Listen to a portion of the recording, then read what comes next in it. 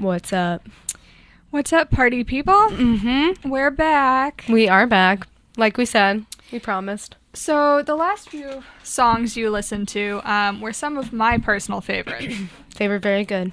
I've not heard any of them before. If you do not know, Colorado, I'm talking in the third person, is the mainstream correspondent. So most of these songs I have not heard as well, if you haven't too. So Boston and Bayside do most of the DJing for the Unknown Show. Yes, they do. But Colorado gives us that extra side view. My great side comments. So what songs did we just hear? So we heard "Wake Me Up" by Chelsea Cutler, "Night Bus" by Gabriella Aplin, and "Hard to Love" by One OK Rock, who just finished up a tour with 5 Seconds of Summer. Oh, wow. They were opening for them. They're a Japanese band. Oh, wow. And they're very, very, very talented. So I would definitely check those guys out if you're looking for more of a indie rock kind of aspect rather than the poppy kind of sounding stuff that was playing beforehand. Mm-hmm. So Colorado, what do you got for us today? Well, I have a recent news story that my brother texted me about this morning, and it was posted this morning and announced this morning. So he knew that I loved Club Penguin when I was growing up, and there's news that it is being shut down, which is very sad. They're basically shutting it down online, on desktop, like whenever you could access it through the computer, which is what most of our age group did when we played it. And they're gonna shut down in March, and then I believe that they're starting a new sort of enterprise. I don't know what the right word for it is, but they are going to be more app focused. They created an app a while ago about for Club Penguin, but it never really took off. So they are kind of renovating everything. Yeah, so they'll launch a new product for mobile, Club Penguin Island. So it's a new thing, new name, whatever, even though it's just one extra word. But yeah, so it's sad though, because one, it makes me realize how I'm now part of the generation, or at least a little bit a part of the generation, where I can say, I remember when ... and like it's no longer the norm. So like I remember when I played Club Penguin on the computer on my desktop in my house, and now it's being shut down because no one does that anymore.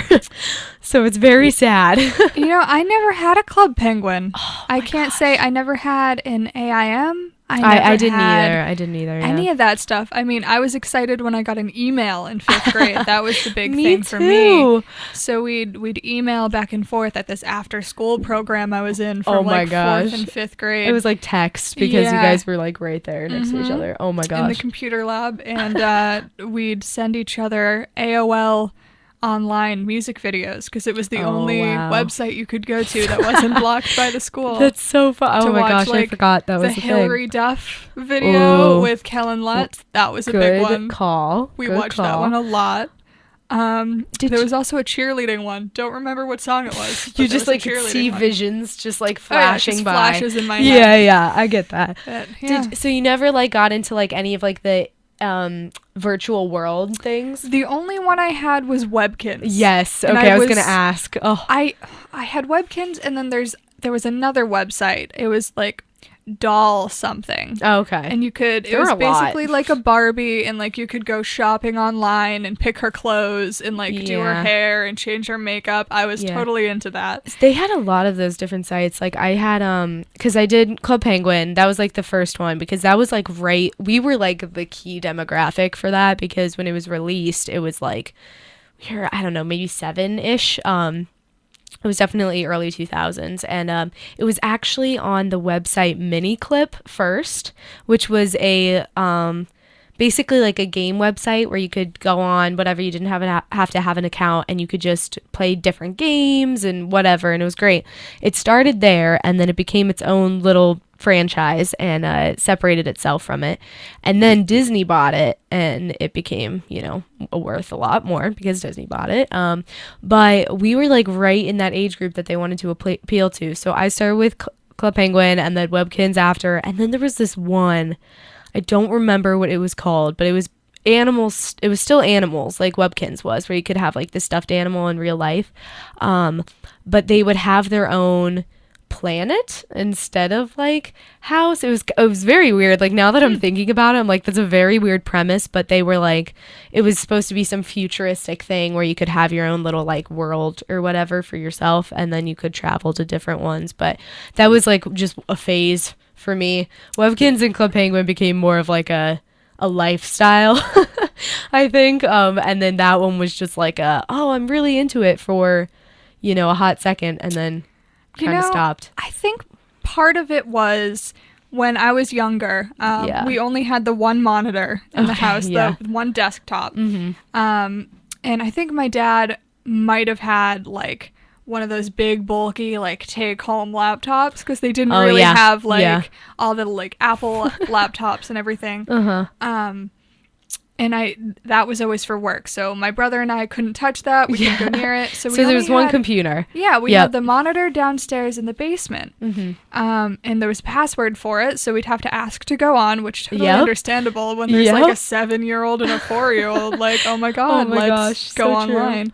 And mainly what we went on in some of my older cousins introduced us to this was a claymation website. Oh, wow. Where you could just watch claymation things that people created. That's so cool. We'd go on that and like watch videos. We watched Harry Potter Puppet Pals. Oh my gosh. YouTube. That was like when YouTube like first started. And that was the only thing that was on it. And then and music videos. Yeah, music videos.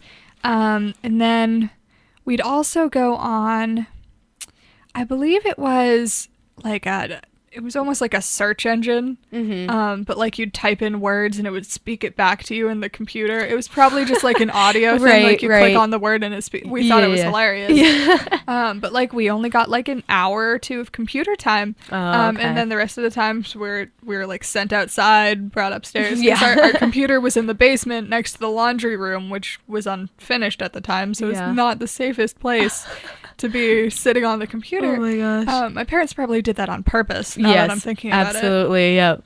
Well, see, we had, because like with our age difference and everything, so like my sister was basically out of the house by the time that I was even able to work a computer.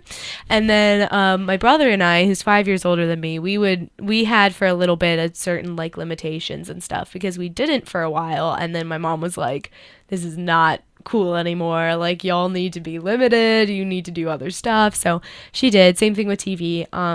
But I think I remember it was funny because I was still playing Club Penguin. It was probably like at the end of that era in my life. But I remember my brother was home, or he wasn't home from college, but he was he's a kind of a computer geek nerd guy, and he was building his own computer, like his own desktop. And so he did, because he's smart like that. And so he had his own desktop that he could use or whatever. And like I didn't need to use it because my mom was barely on the regular home one. So that was just so that we could have our own little like thing. So we didn't have to split it, because, a 12-year-old girl and a 17-year-old boy have very different things that they want to do on the computer. So then my sister came home from college and lived at home with us for a while. And she had her own desktop that she got as like a graduation present from graduating from college. And so we had one point in our one of the rooms on our main floor, we had 3 home like desktop computers, and it was so funny because it was like it seems excessive, but like just because we were all in like these different transitional parts of our lives, it ended up being that way.